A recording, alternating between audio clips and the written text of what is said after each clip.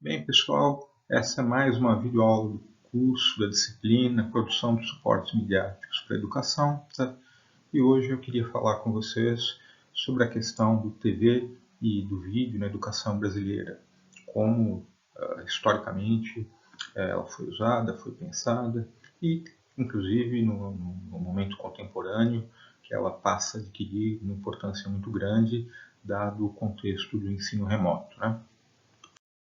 Bem, podemos notar que a TV, para começar, né, que a TV começa no Brasil nos anos 50. O Brasil foi relativamente pioneiro na adoção desse meio de comunicação e surgem emissoras como TV Paulista, TV Record, 52, 53.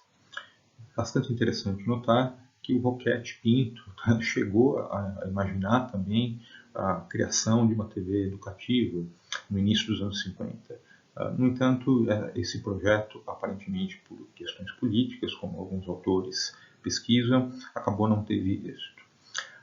Deve-se notar, no contexto da discussão dos meios audiovisuais e educação, uma certa desconfiança do campo audiovisual em relação a esse meio, né?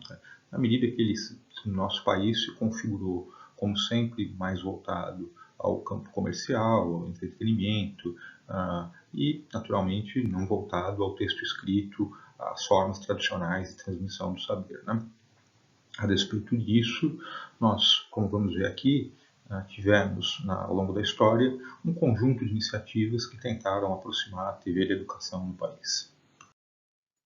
Uma primeira experiência, pode-se dizer, significativa, embora fracassada, foi a do projeto SACE, Satélite Avançado de Comunicações Interdisciplinares, que no contexto do governo militar e sob uma perspectiva de tecnologia educativa, tentou modernizar a educação numa experiência que usava TV por satélite para formar professores e de modo que esses professores replicassem esse conteúdo no Rio Grande do Norte. Essa experiência teve um caráter bastante tecnocrático, de modernização nos termos do regime militar, mas que não chegou a ser bem sucedida, pelos fatores que eu vou falar agora. O projeto, como eu disse, tinha o caráter de formar professores para eles oferecerem formação no antigo curso primário. Tinha teleaulas em TV e rádio por satélite, mas se diz, os críticos da experiência, que ele empregou a tecnologia de uma maneira bastante acrítica, no sentido que os conteúdos veiculados tinham pouca adesão a realidades locais, aos contextos dos professores e estudantes.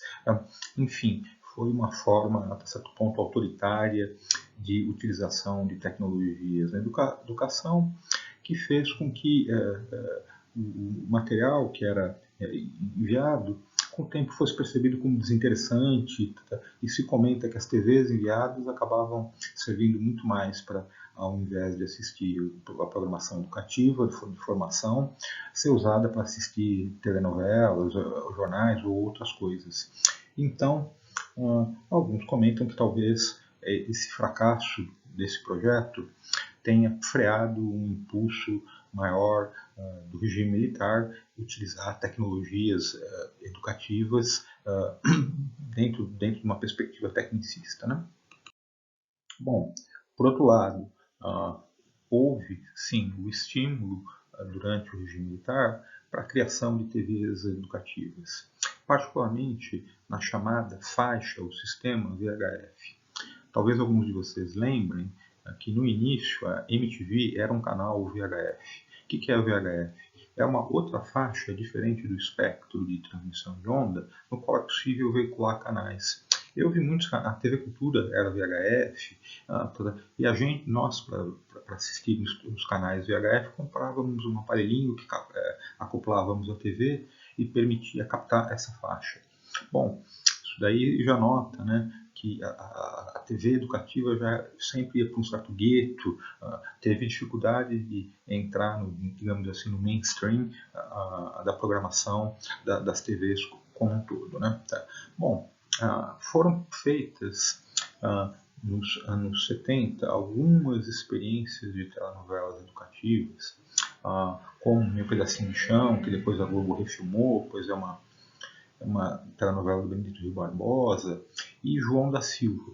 Essa experiência é mais interessante na medida que fez algo que depois desapareceu do campo de possibilidades, que é a ideia de utilizar um produto ficcional para acoplar ele a certa preocupação educativa, de modo a que a pessoa assistia a telenovela, mas no desenvolvimento da telenovela tinham aspectos de matemática, de português, e portanto era possível apoiar esse programa audiovisual num material impresso e em determinado momento fazer uma prova para corresponder ao antigo curso chamado supletivo, né? Por outro lado, essa experiência também é prejudicada pelo contexto, pois, como nota essa reportagem aí do Carvalho, aconteceu uma coisa muito interessante e ruim, claro.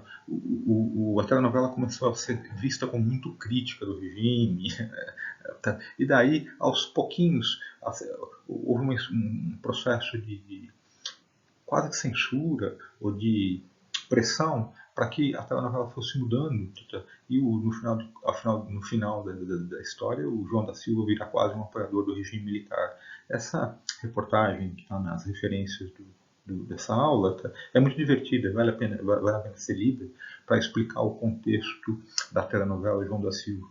Também esse vídeo aí no YouTube é muito bacana para você ver como é que era. Quem fazia o João da Silva é o ator João Xavier, que é um ator muito bom. E vocês podem ter um exemplo do que foi essa tentativa. Era uma novela ainda em preto e branco. Né? Bom, se por um lado as experiências brasileiras não conseguiram fazer uma grande tradição na produção ficcional para adultos educativa, ao contrário, a produção infanto-juvenil desenvolveu, no caso brasileiro, uma tradição muito interessante, desde programas pioneiros como Vila Sésamo, e depois os formatos foram se abrasileirando. Eu poderia falar também do Sítio do Pica-Pau Amarelo, mas em particular a TV Cultura aqui de São Paulo desenvolveu um conjunto de experiências e programas que podem ser considerados um know-how muito importante em termos de produzir entretenimento infantil com uma série de noções educativas, lavar a mão, numeração, primeiras noções de letramento, experiências estas que vão dar em coisas como Galinha Pintadinha hoje em dia, que ao que consta é bastante visto, não só no Brasil, mas também explorado, peixonauta, enfim, nesse campo podemos dizer que o Brasil desenvolve tradição e competência, assim que também em certas experiências mais para juvenis, do tipo O Mundo da Lua, Pedro e Bianca. Então, esse conjunto de produções vão desenvolver aquilo que alguns autores falam, a capacidade de uma aprendizagem informal, uma aprendizagem mais emotiva, mais inconsciente ou semi-consciente, dando um processo formativo, digamos assim, mais suave. Processo este que vai envolver valores, vai envolver ideias de comportamento. Então, para dar um exemplo, não é à toa, o desenho não é brasileiro, mas o exemplo é válido. É muito interessante perceber que Dora Aventureira é uma menina, que um desenho muito popular, que talvez vocês conheçam, não é uma menininha de olhos azuis, branquinha, e não só isso, é uma menina aventureira, ou seja, já tem uma coisa interessante de quebra de estereótipos e preconceitos. Aliás, eu noto agora, que eu estou vendo muita televisão por conta do contexto da pandemia, o quanto tem desenhos cujas protagonistas são meninas e meninas muito ativas, muito espertas. Isso é muito interessante, né? Bom, outra vertente que nós podemos notar da relação entre televisão e educação no nosso país é a noção dos chamados telecursos. As ideias de fazer aulas que sejam transmitidas pela TV. As experiências pioneiras são da década de 60, né? A admissão pela TV, que era um concurso para ingresso no ginásio, feito no Rio de Janeiro, e também ao longo dos anos 60 é feito um ou outro curso. Uma experiência que eu recomendo que vocês vejam, porque é muito interessante, e tem aqui um link um link que exemplifica muito bem o que foi, é algo chamado Madureza Ginasial, que consegue, e pelo trecho que eu consegui ver, achei muito interessante, desenvolver um esquema de teleaula que vai fugir da simples ideia de gravar uma aula. Ou seja, vai ser algo mais sofisticado em termos de produção, de utilização efetiva da linguagem da televisão para veicular conteúdo educacional. É uma experiência muito interessante, que vai influenciar que é a experiência paradigmática e que existe até hoje no Brasil, que são os telecursos, segundo graus, que no início era feito pela Cultura e pela Fundação Roberto Marinho, e hoje a Fundação Roberto Marinho só ela se dedica a essa produção, né? E também, às vezes, muita formação no contexto organizacional, Senac, enfim, são coisas nos quais também o Brasil desenvolveu uma tradição, né? Bom, então, outra relação interessante, outra iniciativa que procurou relacionar a televisão e a educação no nosso país é a chamada TV Escola. Ela foi concebida pelo MEC e teve início em 95, 96, e ela tinha a ideia de oferecer formação para professores em EAD, inicialmente através da emissão de programas que eram captados por uma antena parabólica que as escolas instalavam. Os professores gravavam esse conteúdo em fitas cassetes e se reservava algum tempo para eles assistirem nas escolas e se formarem, eventualmente utilizando também esse material com seus alunos. Depois, conforme a tecnologia avançou, as escolas recebiam caixas, kits de DVDs com programação, sendo que alguns desses produtos eram muita qualidade, documentários de TV internacional, coisas bastante interessantes, né? Também ela produzia conteúdos que eram veiculados em alguns horários de TVs abertas, e entre os programas conhecidos e de tradição, tem um chamado programa Um Salto para o Futuro. Ele existiu desde 91 e é uma espécie de debate sobre temas educacionais aos quais se associava também um material impresso de discussão daquele tema. Por exemplo, questões afro-brasileiras na educação brasileira, etnomatemática, biologia, enfim, um conjunto bastante amplo de temas que se reunia ao debate. Havia professores que iam nos chamados telepostos fazer perguntas, tal. Enfim, era esse o formato desse programa importante da TV Escola.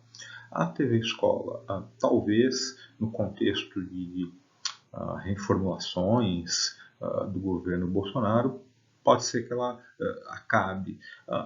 Ela, entretanto, também é interessante falar, em algum momento ela era quase uma web TV, onde transmitia muita coisa por um site, que eu nem sei se existe ainda, na verdade, né? Bom, a TV Escola teve limites, né? Teve o projeto, a ideia era muito interessante, mas alguns dizem que o formato muito flexível dela nunca...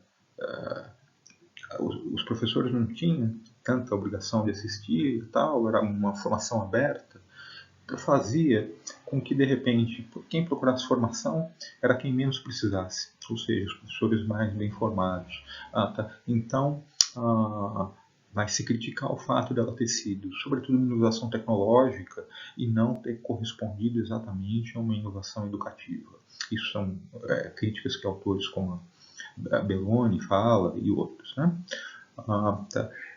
E, portanto, ela se inseriu nas redes de uma maneira muito frágil, com pouca articulação em relação às secretarias de educação, e, portanto, a ponto de chegar nas escolas de uma maneira mais organizada, né? Bom, faltavam nas escolas também recursos humanos, videotecas e a conhecida falta de tempo do nosso professor para a formação fizeram com que, infelizmente, a TV Escola tivesse limites, né, em termos da sua proposta ambiciosa de oferecer mais formação para o professor brasileiro de educação básica. Bom, digamos que uma coisa que nós podemos dizer que foi outra dimensão aí da relação entre TV e educação foram as propostas formativas, geralmente em cursos de EAD, de fazer com que os professores utilizassem conteúdos audiovisuais ou também pudessem imaginar a questão de produzir localmente junto com seus alunos. Aqui nessa lâmina estão listados alguns projetos. Esse tipo de iniciativa vai surgir e vai se desenvolver basicamente durante os anos 2000 e tem alguns frutos, sobretudo porque nós, como estamos falando o tempo todo, né, houve uma contínua popularização de dispositivos que permitem gravação, que permitem edição, enfim, permitem coisas que no início da introdução de meios na escola era muito complicado, né? Bom, outra coisa importante foi o surgimento de um canal como Futura, né, com uma proposta educativa, mas com uma preocupação de não fazer uma programação chata, né? Então, digamos, ele procurava oferecer um tipo de educação, não procurava e procura ainda hoje oferecer um tipo de programação educativa diferenciada, né? Muitos programas de debate, reflexão, discussões sobre a educação brasileira. De certo modo, quando vai surgir posteriormente, justamente 10 anos depois, a chamada TV Brasil, ela também tinha a proposta, por ter um foco mais público, cultural, de se preocupar com dimensões educativas ou também da questão de oferecer conteúdos que as redes tradicionais não oferecem. Desse ponto de vista, eu noto para vocês que uma coisa interessante, até hoje da TV Brasil, é que conforme foram se colocadas restrições à propaganda para o público infantil, vocês reparam que na TV aberta, desenhos ou outros tipos de programas voltados para essa faixa de população sumiram, né? Mas a TV Brasil hoje em dia tem, e através de uma série de editais, se estimulou muito a produção infanto-juvenil para o público brasileiro, né? Consolidando aquela tradição que eu falei lá atrás.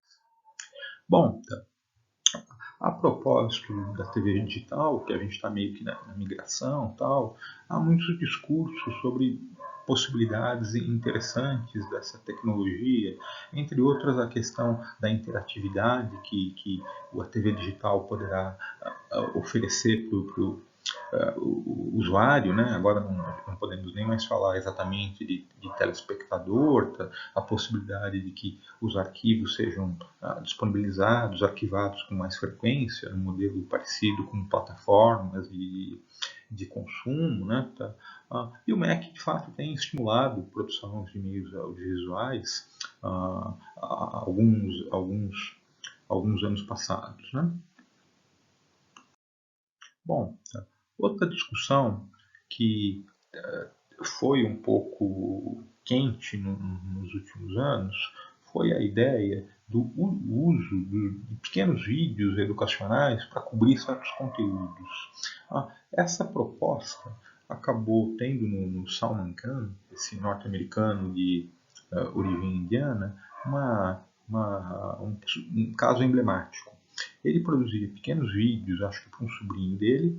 Vocês talvez vejam, já tenham visto algum vídeo do Salman Khan, que são vídeos que mostram uma luzinha e ele fazendo alguma explicação. Era geralmente de matemática, né? E essa proposta do conteúdo em vídeo acabou impulsionando ou se relacionando muito com ideias como a chamada sala de aula invertida.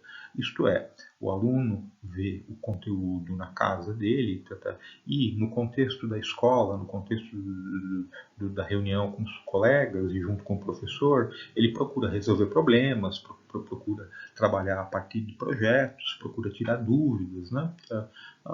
Se no início havia muito otimismo quanto a esse tipo de conteúdo, inclusive noto que o Salman Khan chegou a ser recebido no MEC pelo então ministro Aloysio Mercadante.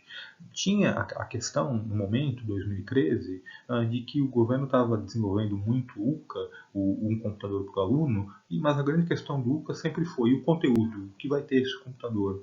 E o Mercadante imaginava que poderia se colocar o conteúdo da chamada Khan Academy. Né?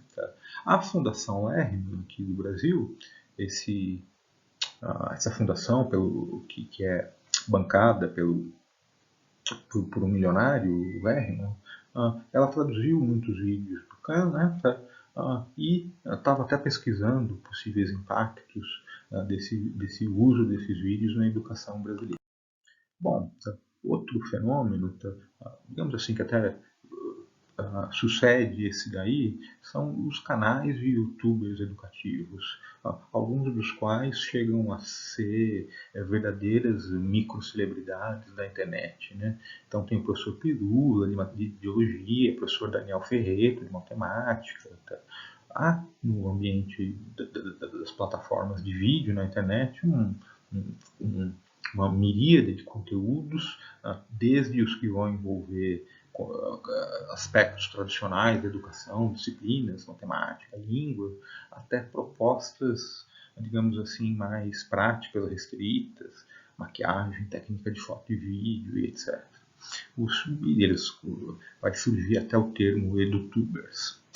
Há um grande canal que reúne iniciativas desse tipo que chama YouTube Edu, que é justamente uma parceria do YouTube com a Fundação Lerman. É interessante, de repente, quem tiver curiosidade, dar uma olhada no tipo de conteúdo, das coisas que aparecem aí nesse canal. Né?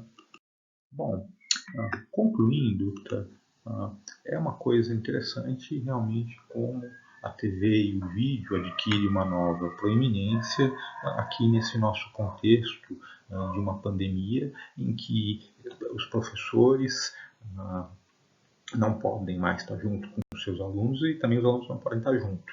Então, a TV passa a adquirir uma outra importância. Né? Atualmente,